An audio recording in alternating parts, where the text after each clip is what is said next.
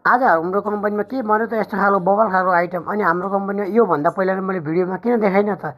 आउनुहोस् यो भिडियोमा सबै जानौँ। व्हाट्सएप गाई कैसे हुन्छ? सबै सन्चै आरामै हुन्छ होला, म पनि सन्चै। साथीहरू आज हिजो छुट्टी मारेको थिएँ र आज म बिहानै ड्युटी गएको थिएँ। यो यताउता हाम्रो सेटिङ चाहिँ खतम भएको थियो, सेटिङ चाहिँ खतम भएपछि यताउता काम गरिरहेको थिएँ। अनि भाइले चाहिँ फोहोर फाल्न जाऊँ न त भनिरहेको थियो, म भाइसित गएँ। र आज त हाम्रो कम्पनीमा नयाँ खालको सिक कबाब बनाउँदै हुन्छ उस्तादीले, अनि मालिकले भनेर बनाउनु भनेर यस्तो बवाल खालको चाइनिजमा चल्थ्यो र इन्डियनमा चाहिँ मैले हाम्रो कम्पनीमा चाहिँ आजै लगाएको। उस्तादीले त पुरानो मैले अरू होटलमा पनि लगाएको थिएँ भन्नुभएको थियो। मलाई त पहिले पारे देख्यो, हेर्नु बवाल तरिका यस्तो खालको हुँदो रहेछ। एउटा त क्रिस्पी हुँदो रहेछ, एउटा लच्चा जस्तो हुँदो रहेछ। बवाल तरिकाले खाइयो, अनि बवाल तरिका लाग्यो। अनि मैले त्यसपछि चाहिँ पनिर टिक्का अर्डर आएको थियो, अनि पनिर टिक्का पनि पिकअप गरिदिएँ। एउटा साथी थियो, अनि त्यो र म घर गएर यस टाइममा चाहिँ बस्तादी चाहिँ रेस्टुरेन्ट भएको थियो। अनि सिक कबाब थियो, मलाई त अलिकति टेस्ट गर्नु राखिदिनु भएको थियो। त्यो लच्चा खालको थियो, अनि बवाल खालको के टेस्ट पनि बवाल खालको आयो।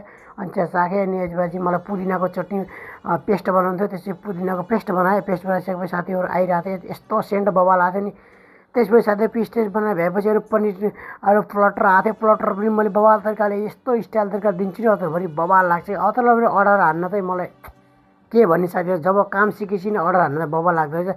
यता प्लटर आएको थियो साथीहरू, प्लटर पनि यस्तो खालको बवाल तरिकाको दिएँ साथीहरू।